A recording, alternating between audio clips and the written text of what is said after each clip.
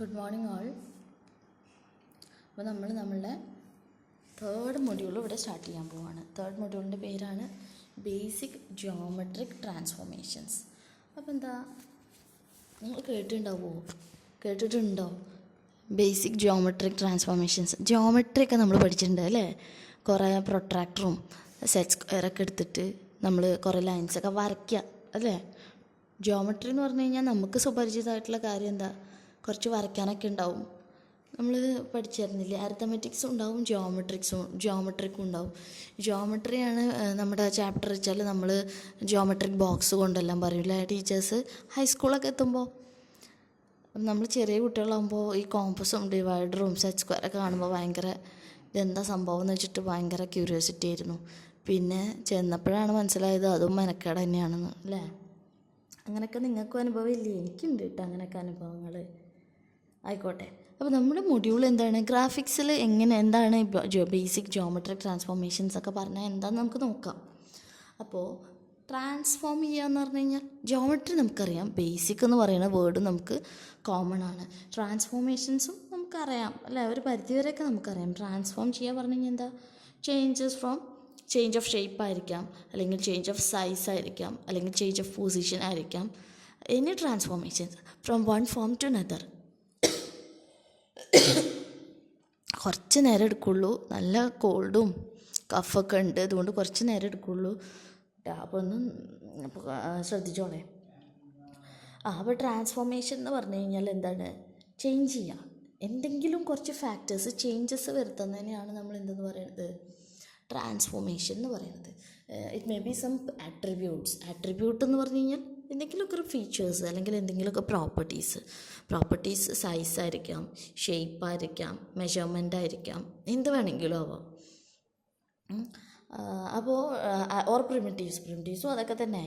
ഇത് എന്തിൻ്റെയാണ്? ഗ്രാഫിക് ഒബ്ജക്ട്സിൻ്റെ ട്രാൻസ്ഫോർമേഷൻസിനെ അല്ലെങ്കിൽ ഗ്രാഫിക്കൽ ഒബ്ജക്ട്സിന്, അതായത് നമ്മുടെ പിക്സൽ പൊസിഷൻസ്, ആ പൊസിഷൻസിൽ ഉണ്ടാകുന്ന ട്രാൻസ്ഫോർമേഷൻസിനെയാണ് നമ്മൾ എന്തെന്ന് പറയുന്നത്? ഇവിടെ basic transformations. If it is in A 2-dimensional plane, we can call it as a 2D transformation. നമ്മുടെ ട്രാൻസ്ഫോർമേഷൻസ് നമുക്കൊരു 2-dimensional പ്ലെയിനിലാണ് അല്ലെങ്കിൽ ഒരു 2-dimensional ഏരിയയിലാണ് നടക്കുന്നതെങ്കിൽ നമുക്ക് അതിനെന്തെന്ന് പറയാം? 2D ട്രാൻസ്ഫോർമേഷൻസ് എന്ന് പറയാം. നമുക്കറിയാം ട്രാൻസ്ഫോർമേഷൻ എന്ന് പറഞ്ഞു കഴിഞ്ഞാൽ it is just the change in any of the primitives or any of the attributes can be called as transformation.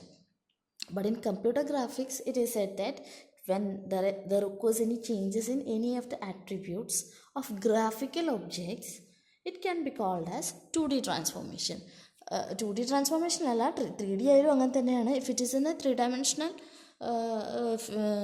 area, it can be called as a 3D transformation. Otherwise it can be called as a 2D transformation. അപ്പോൾ we have several different types of basic transformations, and some basic transformations are defined here. First one is a translation. Basic transformations പറഞ്ഞു കഴിഞ്ഞാൽ ബേസിക്കായിട്ട് വളരെ ഫണ്ടമെൻ്റലായിട്ട് നടക്കുന്ന transformations. നമ്മൾ പറഞ്ഞു graphical ഒബ്ജക്ട്സിൻ്റെ മുകളിൽ നടക്കുന്ന ട്രാൻസ്ഫോർമേഷൻസിനാണ് നമ്മളിവിടെ പരിചയപ്പെടാൻ പോകുന്നത്. നമ്മൾ കാണുന്ന ഒരു സ്ക്രീനിൽ, അതായത് ഒരു 2-dimensional പ്ലെയിനിൽ അതെങ്ങനെ ആയിരിക്കും എന്നാണ് നമ്മൾ നോക്കേണ്ടത്. അപ്പോൾ നോക്കൂ, ഫസ്റ്റ് ട്രാൻസ്ഫോർമേഷൻ നമുക്ക് പറയാം ട്രാൻസ്ലേഷൻ. ട്രാൻസ്ലേറ്റ് ചെയ്യുക പറഞ്ഞു കഴിഞ്ഞാൽ എന്താ? നമ്മൾ ലാംഗ്വേജൊക്കെ ട്രാൻസ്ലേറ്റ് ചെയ്യാറുണ്ട് അല്ലേ? ഒരു ലാംഗ്വേജിൽ നിന്ന് വേറൊരു ലാംഗ്വേജിലേക്ക് ട്രാൻസ്ലേറ്റ് ചെയ്യാറുണ്ട്. അതല്ലെങ്കിൽ നമ്മൾ ട്രാൻസ്ലേഷൻ എപ്പോഴാണ് പറയുക? Changes in position. There is when there occurs any change in a linear manner, we can call it as a translation. അപ്പോൾ നമ്മളൊരു ഗ്രാഫിക്കൽ ഒബ്ജക്റ്റിനെ നോക്കൂ. അതിപ്പോൾ ഒരു 1 പോയിന്റിലാണ് ഒരു 2-dimensional പ്ലെയിൻ നമ്മുടെ മനസ്സിൽ വേണം. ഒരു XY കോർഡിനേറ്റ്, അവിടെ ഒരു 1 പൊസിഷനിൽ ഒരു ഒബ്ജക്റ്റ് ഇരിക്കുന്നുണ്ട് വിചാരിക്കൂ. അതിനെ നമ്മൾ 2 പൊസിഷനിലേക്ക് മാറ്റുകയാണെങ്കിൽ without any change in its size or shape, it can be called as translation. ഒരു പേന നമ്മൾ ഒരു സ്ഥലത്തു നിന്ന് വേറൊരു സ്ഥലത്തേക്ക് വെച്ച് കഴിഞ്ഞാൽ അതെന്താണ്? അതിൻ്റെ ലൊക്കേഷൻ ചേഞ്ചായി. അപ്പോൾ നമുക്കതിനെ എന്ത് പറയാം? ട്രാൻസ്ലേഷൻ എന്ന് പറയാം. That is translation means change in the linear position of an object. ഏതെങ്കിലും ഒരു ഒബ്ജക്റ്റിൻ്റെ അല്ലെങ്കിൽ it is specified as a rigid body object.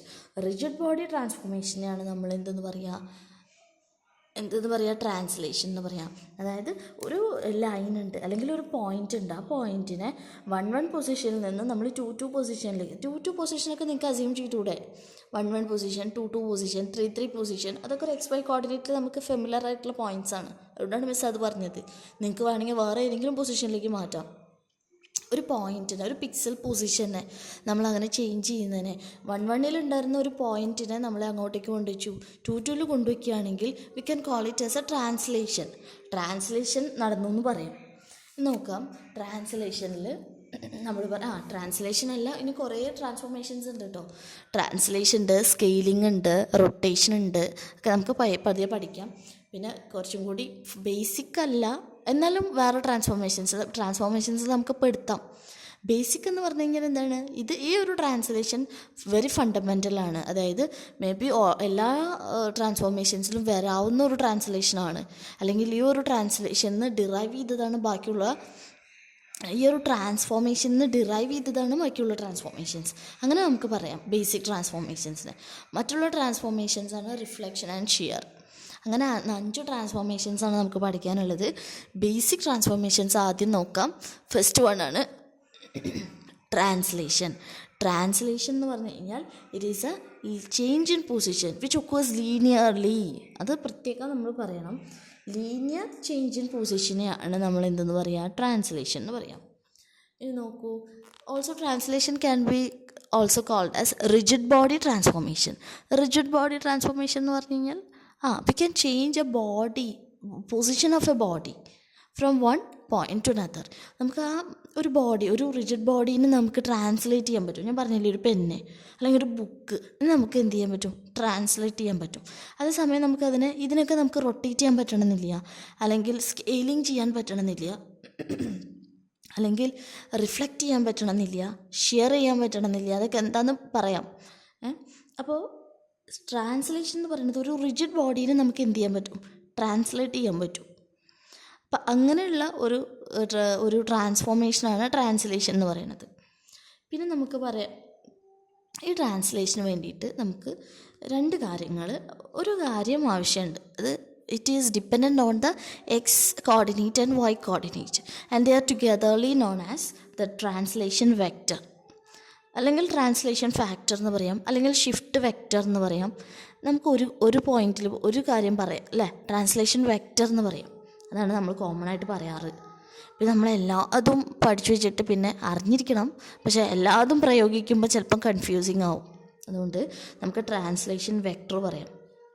അതായത് ഇപ്പോൾ ഞാൻ പറഞ്ഞു നിങ്ങളോട് 1 പൊസിഷനിൽ നിങ്ങളൊരു പിക്സൽ പോയിന്റിനെ വെച്ചിട്ടുണ്ട്.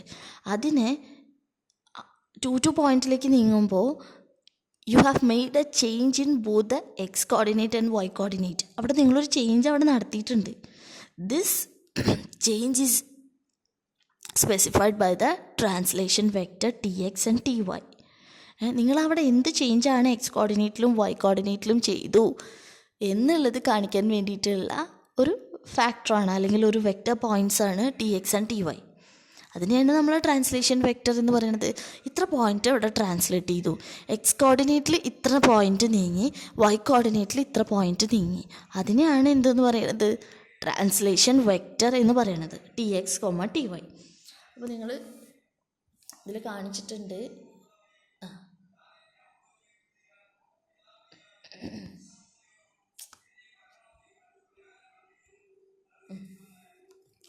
അപ്പോൾ നോക്കൂ, നമുക്ക് ആ ട്രാൻസ്ലേഷൻ വെക്റ്റർ അവിടെ സ്പെസിഫൈ ചെയ്യണം. പിന്നെ നമുക്ക് എന്താ വേണ്ടത്, ഓൾറെഡി ഉള്ള പോയിൻ്റാണ് X, Y. ഇപ്പോൾ ഓൾറെഡി ഉള്ള പോയിൻ്റ്, ഇപ്പോൾ നമ്മൾ എക്സാമ്പിൾ പറഞ്ഞതാണെങ്കിൽ നമ്മൾ ഓൾറെഡി നമ്മുടെ പിക്സൽ എവിടെ ഇരുന്നു ഉണ്ടായിരുന്നത്, ഒരു പോയിൻ്റാണ് നമ്മൾ സ്പെസിഫൈ ചെയ്യണത്. ആ പോയിൻ്റ് എവിടെ ഇരുന്നു ഉണ്ടായിരുന്നത്, 1. അതായത് എക്സിലെ 1 പോയിൻറ്റിലും വൈയിലെ 1 പോയിൻറ്റിലും ആയിരുന്നു നമ്മുടെ പിക്സൽ ഉണ്ടായിരുന്നത്. അതിനെ സ്പെസിഫൈ ചെയ്യാനാണ് നമുക്ക് X ആൻഡ് Y ഉള്ളത്. അതായത് 1 ആണ് 1. അപ്പോൾ പുതിയ പോയിൻ്റ് എന്തായിരിക്കും, new X', Y' is given by X' എങ്ങനെയാണ് കണ്ടുപിടിക്കുക, ഓൾറെഡി ഉള്ള X, അതായത് നമ്മുടെ 1 പ്ലസ് എത്ര ചേഞ്ചസ് വന്നു, ട്രാൻസ്ലേഷൻ വെക്ടർ എത്ര വന്നു, 1. അങ്ങനെയാണ് നമുക്ക് എന്ത് കിട്ടിയത്, 2 എന്ന് കിട്ടിയത്. അതേപോലെ വൈയുടെ പൊസിഷനിലും new Y dash equal to എന്താണ്, ഓൾറെഡി വൈ എന്തായിരുന്നു plus some translation vector in the Y coordinate. Y കോർഡിനേറ്റിൽ എത്ര ട്രാൻസ്ലേഷൻ നടന്നു, എക്സ് കോർഡിനേറ്റിൽ എത്ര ട്രാൻസ്ലേഷൻ നടന്നു എന്ന് കാണിക്കാനാണ് T X and T Y നമ്മൾ യൂസ് ചെയ്യണത്. മനസ്സിലായോ? അതാണ് ട്രാൻസ്ലേഷൻ വെക്റ്റേഴ്സ്. ഇനി നമുക്ക് ഇതന്നെ നമുക്ക് മാട്രിക്സ് ആയിട്ട് റെപ്രസെൻറ്റ് ചെയ്യാം. നിങ്ങൾക്ക് അറിയണതല്ലേ മാട്രിക്സ് ആയിട്ടൊക്കെ റെപ്രസെൻറ്റ് ചെയ്യാൻ. എങ്ങനെ റെപ്രസെൻറ്റ് ചെയ്യുക, X dash Y dash equal to matrix ഫോമിൽ X dash Y dash equal to X Y plus T X T Y. നമുക്ക് സിമ്പിളായിട്ട് ആഡ് ചെയ്യാലോ.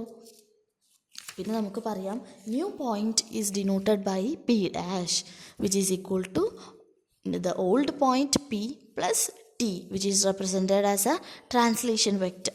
അപ്പോൾ p dash equal to എന്താണ്, p plus t.